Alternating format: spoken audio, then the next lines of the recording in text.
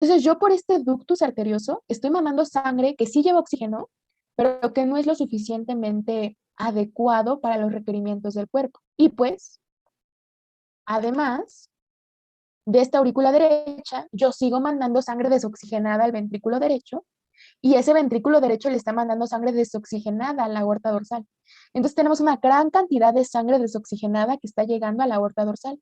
Sí le está llegando poquito oxígeno y gracias a ese poquito oxígeno que le está llegando es gracias a lo cual puede ser compatible con la vida. Pero necesitamos que pase todo esto para que una persona con transposición de grandes vasos sobreviva. Entonces lo voy a repetir una vez más y después me dicen si hay dudas. ¿Qué cortocircuitos necesito? Una comunicación interauricular, una comunicación interventricular y un ductus arterioso que sale de la arteria pulmonar y drena en la aorta dorsal. ¿Cómo va a ser el caminito? Llega sangre desoxigenada a la aurícula derecha. Puede tomar dos caminos. Se me puede ir a la aurícula izquierda o se me puede ir al ventrículo derecho. Vámonos por el camino número 1. Llega sangre desoxigenada a la aurícula izquierda, perdón. Esa sangre desoxigenada de la aurícula izquierda pasa al ventrículo izquierdo desoxigenada. Pasa por la arteria pulmonar y aquí sí puede seguir también ese camino, ¿eh? O sea, esta sangre desoxigenada se puede llegar a salir por el ductus arterioso y drenarme sangre desoxigenada a la aorta dorsal. Eso también puede pasar. Pero aquí me estoy saltando ese paso y estoy haciendo como de cuenta que toda la sangre llegó a los pulmones, ¿ok? Aunque una parte sí se va por el ductus arterioso. Esa sangre desoxigenada, número 4, lleva a los pulmones, se oxigena y llega nuevamente oxigenada a la aurícula izquierda. Pero la aurícula izquierda está recibiendo tanto sangre desoxigenada de la aurícula derecha como sangre oxigenada de los pulmones. Entonces aquí en la aurícula izquierda yo ya tengo una mezcla de sangre. Esa mezcla de sangre que ya lleva cierta cantidad de oxígeno vuelve a pasar al ventrículo izquierdo y esa sangre del ventrículo izquierdo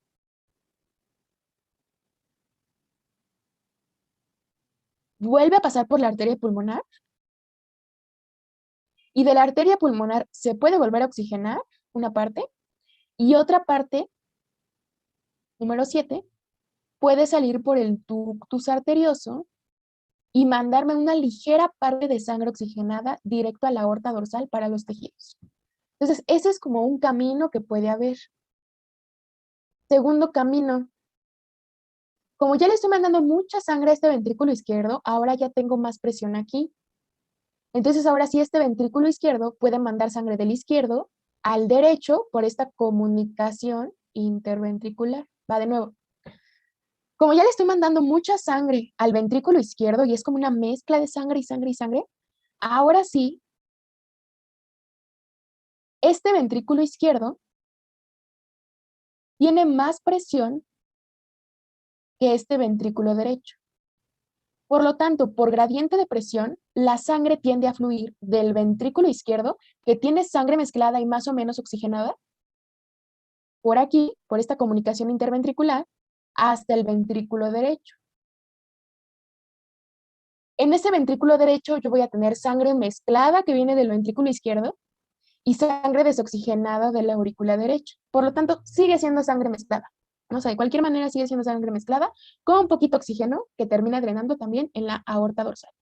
Entonces, vean todo lo que tiene que hacer el sistema para compensar un poquito y darle chance como que, pero pues no, es como muy mala la probabilidad de estos niños. Ah, ya me cansé. Ahora, ¿esto qué es? Última patología del tronco de salida y ya les prometo que les robo 20 minutos más y ya acabamos, se los prometo, se los prometo. Siguiente patología es insuficiencia o estenosis aórtica y pulmonar. Esta está más sencilla porque fíjense, aquí estoy diciendo que o la aorta o la pulmonar quedaron más estrechas de lo que son normalmente. Y si quedaron más estrechas, no puede pasar adecuadamente un líquido a través de ellas, ¿no? Entonces, ¿por qué se da esto de la estenosis aórtica o pulmonar? O sea, por lo siguiente, fíjense, esta es la aorta y esta es la pulmonar. Normalmente tienen que tener casi el mismo calibre, o sea, no tienen que estar tan desproporcionadas. Pero vean cómo en esta imagen está una súper desproporción, donde la aorta está súper engrosada y la pulmonar está súper chiquita, ¿no? Que si le hacemos un corte a ese corazón, esta aorta está súper grande y esta pulmonar, esta de aquí, el tronco pulmonar, está muy estenosado, está muy reducido su diámetro.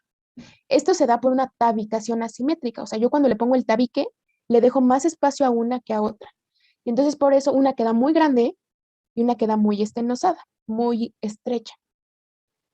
La gravedad de esta patología depende del grado de estenosis, o sea, a lo mejor quedó muy poquito estenosada o a lo mejor quedó súper estenosada, ¿no? Depende de qué tan estenosada esté. Y dependiendo justo de ese grado de estenosis, pues puede ser asintomática, que no pase nada y el volumen que nosotros tenemos sea suficiente para mantener un adecuado flujo, o que no permite un adecuado flujo y entonces sí sea una patología cianótica porque no está pasando suficiente sangre a oxigenarse. ¿Ok? Entonces depende del grado de afectación. Se ha encontrado que la conexina 43 está relacionada con esta patología y también han encontrado que casi siempre que hay una estenosis pulmonar, ¿saben? Esta es la estenosis pulmonar, el pulmón, no más bien, el sistema circulatorio busca de alguna manera alivianar la presión de la pulmonar, porque si está chiquita, pero le sigo mandando el mismo volumen, es como lo que vimos hace rato, si tú le mandas mucho volumen a algo que no lo soporta, a un vaso que no lo soporta, aumentamos la presión de ese vaso. Entonces, si yo tengo una estenosis importante de la pulmonar, el sistema busca compensar esa presión y alivianar esa presión. Entonces, crea ese ductus arterioso, lo deja permeable. Acuérdense, el ductus arterioso sale de la arteria pulmonar y se conecta con la aorta. ¿Ok? Entonces, este es el ductus arterioso. Y casi siempre lo deja permeable para alivianar la presión de la arteria pulmonar. Entonces, la estenosis pulmonar casi siempre está asociada a persistencia del conducto arterioso, como un sistema de compensación. ¿Ok? Es lo único que tienen que saber. Entonces, despierten. Ya casi acabamos. Tetralogía de Fallot, ¿se acuerdan que al inicio de la clase vimos que estaba asociada con un montón de síndromes? Eran muchísimos síndromes que estaban asociados a tetralogía de Fallot. Quiero que vean muy bien estos dedos. A esto se le conoce como dedos en palillo de tambor. Casi siempre este tipo de manifestaciones o de signos ocurren en personas que tienen patologías cianóticas o tetralogía de Fallot. Hay una teoría que dice acropaquia, ajá, acropaquia. Yo le digo acropaquia, pero creo que yo así. Bueno, se llaman dedos en palillo de tambor o acropaquia. Es que me gusta decir la acropaquia, eso así lo voy a decir. Dedos en palillo de tambor o como lo escribió Jorge en el chat, acropaquia. Hay una teoría que dice que cuando el cuerpo siente que le está faltando oxigenación, empieza a secretar o más bien a estimular el crecimiento de nuevos vasos sanguíneos, porque el sistema no sabe si le está faltando sangre porque algo no está permitiendo su paso o porque no tengo suficientes vasos sanguíneos. Entonces, cuando el sistema detecta eso, favorece la producción, es una teoría, o sea, todavía no está bien, pero favorece la producción de justo esas proteínas encargadas del crecimiento de los vasos sanguíneos. Y entonces esas proteínas que favorecen el crecimiento de los vasos sanguíneos se acumulan en los tejidos. Y esas proteínas también estimulan el crecimiento de tejidos blandos por otras vías. El punto es que ¿cuáles son esas últimas zonas en recibir la oxigenación? Pues los dedos. Dijimos que los dedos son las últimas zonas en recibir los niveles de oxigenación. Entonces son los primeros lugares que resienten la falta de oxígeno y son los primeros lugares que favorecen estos procesos de compensación o intento de nueva vasculatura a través de la generación de nuevas proteínas. El punto es que cuando hay una falta de oxigenación severa o grave, podemos encontrar estos dedos en palillo de tambor por una proliferación de los tejidos blandos a nivel de las extremidades distales, ¿ok? Es muy común encontrarlo en tetralogía de Fallot o en patologías cianóticas crónicas, ¿ok? Ay, si me estoy acordando qué más les tengo que decir, no creo que ya. Entonces, ¿qué es esto de la tetralogía de Fallot? Importantísimo, importantísimo. Siempre hay un defecto básico. Aquí el defecto básico o defecto primario, que es como la causa de todo lo demás, porque si es tetralogía es porque hay 4 cosas involucradas, pero aquí el defecto básico que tenemos es el siguiente. Hay una fusión asimétrica de las crestas troncoconales. Entonces hay una fusión asimétrica de las crestas troncoconales. Y como hay una fusión asimétrica de estas crestas troncoconales, hay una mala alineación de las desembocaduras de la válvula aórtica y pulmonar. Es como si, aquí, a ver, déjense, se los escribo. Si yo digo que hay una fusión asimétrica, es como lo que vimos hace ratito, donde una queda estenosada y otra queda grande. Entonces aquí la que queda grande, con un diámetro grande, es la aorta, y la que queda estenosada es la pulmonar. Entonces es muy parecida a la que vimos hace rato, que si hay una fusión asimétrica o una división asimétrica, una queda grande y una queda chiquita. Entonces aquí la que queda grande es la aorta, perdón, y la que queda estenosada, pues es la pulmonar. Ahí ya llevamos dos defectos básicos de la tetralogía de Fallot. Defecto número 1, cabalgamiento aórtico. Ahorita les voy a decir qué es eso. Y defecto número 2, la estenosis pulmonar. ¿Por qué ocurrieron el cabalgamiento aórtico y la estenosis pulmonar? Porque la aorta quedó muy grande y la pulmonar quedó muy estenosada. ¿Por qué ocurrió eso? Por una fusión asimétrica de las crestas troncoconales como defecto básico. Si las crestas troncoconales están afectadas, ¿dónde más participaban las crestas troncoconales? Además en el tronco de salida. La formación del tabique interventricular. En la formación del tabique interventricular.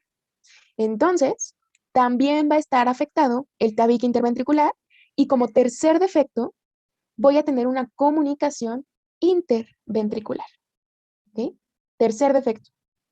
Y cuarto defecto de la tetralogía de Fallot, una hipertrofia del ventrículo derecho. Alguien con lo que ya sabemos me podría suponer o más o menos decir por qué habría hipertrofia del ventrículo derecho en esta patología. Tendría que ver por la estenosis pulmonar, que como está muy estrecho, digamos que el ventrículo derecho tiene que hacer más fuerza para enviar más sangre sobre un lugar pues muy, muy pequeño. Bueno, más o Perfecto, menos así lo relacioné. perfecto. Si tú no tienes un adecuado diámetro pulmonar, pues la sangre del ventrículo derecho se queda ahí, se queda ahí, se queda ahí, genera mucha presión y hace una hipertrofia. Entonces, fíjense, por una fusión asimétrica de las crestas tengo 4 defectos. Estenosis pulmonar, comunicación interventricular, cabalgamiento aórtico, perdón, y una hipertrofia del ventrículo derecho. También una pregunta del examen que me estuvieron mandando ayer era, ¿cuál es el defecto que es secundario a los otros 3 defectos? Pues el que es secundario es la hipertrofia, porque la hipertrofia ocurrió porque hay estenosis pulmonar. Y la estenosis pulmonar ocurrió por esa fusión asimétrica de las crestas troncoconales. Ahorita lo vamos a ver en un esquema. Bueno, también el libro dice que es la cardiopatía cianótica más frecuente en niños pequeños y esto es lo que preguntan en el DEPA. Bueno, lo han preguntado. Que la tetralogía de Fallot es la cardiopatía cianosante o cianótica, porque es muy cianótica, más frecuente en niños pequeños, ¿ok? Hay una intensa cianosis desde el nacimiento, desde que nace ya está cianótico. Otra cosa importante es que podemos detectar las acropaquias y que si tú no le das un tratamiento adecuado, hay una muy mala esperanza de vida, ¿ok? Entonces, ¿qué les van a preguntar? ¿Cuál es el defecto básico? ¿Cuál es el principal defecto secundario? O sea, el que es consecuencia de los otros, la hipertrofia. ¿Qué es la cardiopatía cianosante más frecuente en niños pequeños? Y ya. ¿Qué es eso del cabalgamiento aórtico? Ahorita lo vamos a ver en un dibujo, pero la definición es que la aorta queda tan grande, que abarca los dos ventrículos, tanto ventrículo izquierdo como ventrículo derecho. ¿Se acuerdan que hace rato vimos que teníamos un tronco arterioso persistente, donde tanto el ventrículo derecho como el ventrículo izquierdo drenaban a un único vaso? Aquí pasa muy parecido. Esta aorta quedó tan grande que también ocupa una porción del ventrículo derecho. Entonces, la aorta recibe tanto sangre del ventrículo derecho como sangre del ventrículo izquierdo. Sí tenemos una pulmonar, Y esa pulmonar solamente está sobre el derecho. Pero la aorta queda tan grande que ocupa una porción de lo que debería ocupar la arteria pulmonar, y a eso se refiere cabalgamiento aórtico, que la aorta está por encima de ambos ventrículos y recibe sangre de ambos ventrículos, ¿ok? Entonces, a eso se refiere el cabalgamiento aórtico, porque está tan grande que ocupa esas porciones. Vamos a ver el esquema y ahorita regresamos ya con las dudas. Entonces, ahí les va. Primer defecto, hay una estenosis de la arteria pulmonar. Vean cómo intencionadamente lo puse un poquito más delgadito, ¿ok? Entonces, hay una estenosis, hay un estrechamiento de la arteria pulmonar. Segundo defecto, hay una comunicación entre ventrículo izquierdo y ventrículo derecho. Segundo defecto. Tercer defecto, la aorta recibe sangre. O sea, esta es la aorta. Esperen, dejen quito mi cara. Esta es la aorta. Déjenle pongo el nombre, porque si no nos vamos a confundir. Aorta. La aorta únicamente tendría que salir del ventrículo izquierdo y mandar a los tejidos. Pero como está cabalgada sobre ambos ventrículos, la aorta recibe sangre tanto del ventrículo izquierdo como del ventrículo derecho, ¿ok? El ventrículo derecho puede mandar sangre a la aorta y a los tejidos, y el ventrículo izquierdo puede mandar sangre a la aorta y a los tejidos. Y ese es el tercer defecto, cabalgamiento aórtico. Y último defecto, bueno, ahorita vamos a ver el último defecto. Entonces vamos a ver cómo sería la secuencia. Llega sangre desoxigenada a la aurícula derecha. Esa sangre desoxigenada pasa al ventrículo derecho. Vamos por un primer camino. Un primer camino sería que esta sangre desoxigenada del ventrículo derecho pase por la estenosada arteria pulmonar y llegue a los pulmones. Pero si yo tengo estenosis pulmonar, no puede pasar toda la sangre que estoy mandando, se acumula y entonces viene el cuarto defecto, la hipertrofia del ventrículo derecho. Luego esta sangre que sí logró pasar va a la aurícula izquierda, va al ventrículo izquierdo y entonces aquí la sangre del ventrículo izquierdo puede irse por esta comunicación interventricular hacia el ventrículo derecho, pero depende de cómo se estén manejando las presiones. Vamos a ver. Si yo estoy en un inicio, en un momento, donde a pesar de que hay estenosis, o sea, porque acuérdense que esto es muy, muy, muy rápido. O sea, esto desde el nacimiento ya está cianótico. Pero vamos a irnos a una etapa muy temprana, muy, muy, muy, muy temprana, donde a pesar de que hay estenosis, todavía no genero tanta presión sobre el ventrículo derecho. Cuando yo todavía no genero tanta presión sobre el ventrículo derecho, el ventrículo izquierdo es el que lleva la mayor presión. Y entonces vamos a tener un cortocircuito que me mande sangre del izquierdo al derecho. ¿Ok? O sea, del 5 al 2, de aquí para acá. Y aquí del izquierdo al derecho. Pero ¿qué pasa cuando yo ya tengo esta hipertrofia masiva del ventrículo derecho? La mayor presión va a estar en el ventrículo derecho. Y entonces se me va a invertir el flujo. Si yo invierto el flujo, voy a mandar sangre desoxigenada del ventrículo derecho hacia mi ventrículo izquierdo. Y si yo le mando sangre completamente desoxigenada del ventrículo derecho, que tiene un montón de presión por la estenosis pulmonar, al ventrículo izquierdo, la sangre va a estar mezclada, va a ser cianótica o no cianótica. Cianótica. Cianótica. Muy cianótica. Entonces, primera causa de que sea cianótica, tenemos esa comunicación, ¿no? Luego, esa sangre mezclada, pues se va directamente a los tejidos, ¿no? Y ya va mezclada, ya va cianótica. Pero además de eso, este ventrículo derecho, dijimos que también tiene una salida directa hacia la aorta.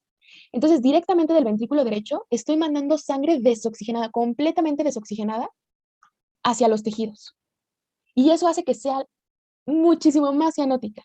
Y es tan cianótica que puede causar esas cosas en las manos, que los niños tienen muy mal pronóstico, porque es muy, muy cianótica esta patología. Hay mucha hipertrofia, hay mucha estenosis, y es como muy complicada de manejar. pero eso es como el cortocircuito que tenemos. Es muy parecido a lo que ya hemos estado viendo, si se dan cuenta. Nada más que aquí el defecto primario fue la tabicación asimétrica de las crestas troncoconales. Y por esa tabicación asimétrica se derivan todos los otros problemas, ¿ok? ¿Quieren que les repita el circuito o alguien tiene alguna duda? No Sí, me porque maten, todo- pero yo sí, por favor. Es que ya estaba un poco out. Entonces, ¿podrías repetir el circuito, por fin? Sí, no te preocupes. Sí, hasta yo ya me cansé. Y fíjense, el año pasado, o sea, yo no sé cómo, el año pasado les di toda esta presentación de patologías, o sea, las 62 diapositivas en 3 horas. Estuvo súper densa esa clase, no, no, no. Dije, ¿cómo pude haber hecho eso? En 3 horas todas, no. Pero sí, no te preocupes, vamos a volver a ver el circuito, súper rápido. Ahí va. Llega la sangre desoxigenada a la aurícula derecha. Desoxigenada se me va al ventrículo derecho. Primer camino. Pasa por la arteria pulmonar que está estenosada hacia el pulmón. Pero como está muy estenosada, no logra pasar toda la sangre y se acumula la sangre en el ventrículo derecho, ejerce mucha presión sobre sus paredes y me causa la hipertrofia del ventrículo derecho, que es como la secundaria a todas las otras afectaciones. La sangre que logró pasar al pulmón se oxigena y se va a la aurícula izquierda. Oxigenada, se me va al ventrículo izquierdo. Esa sangre oxigenada tiene de dos. Se me puede regresar al ventrículo derecho, pero la realidad es que el ventrículo derecho tiene tanta presión, porque tiene tanta hipertrofia y hay tanta estenosis pulmonar, que el que tiene mayor presión es el ventrículo derecho. Entonces, normalmente lo que ocurre es que el ventrículo derecho, que tiene sangre desoxigenada, le manda su sangre desoxigenada al ventrículo izquierdo. Y entonces en el ventrículo izquierdo hay una mezcla súper intensa de sangre oxigenada con sangre desoxigenada. Esa sangre mezclada sale por la aorta y se reparte a los tejidos, pero ya es sangre mezclada, entonces ya tiene cierto grado de cianosis ahí, porque ya le estoy mandando sangre desoxigenada a los tejidos. Pero además de ese defecto, de este ventrículo derecho que está hipertrofiado, también hay una salida de la aorta, porque dijimos que hay un cabalgamiento de la aorta, donde la aorta sale tanto del ventrículo izquierdo como del ventrículo derecho. Entonces, esta sangre oxigenada puede salir directo por el ventrículo derecho y llegar a los tejidos desoxigenada. Y por lo tanto, es una patología muy cianótica, porque hay mucha sangre desoxigenada que está llegando directamente a los tejidos. Entonces, ese es el circuito. Muchas gracias, Dani. Ya quedó. Va. ¿Alguna otra duda? Ok. No, Ya, Dani, todo bien. respiren. Respiren, que no se les queme el cerebro. No. Ah, me faltan estas y ya acabamos, pero yo creo que ya están muy cansados. Entonces, ¿quieren que lo acabemos la siguiente clase?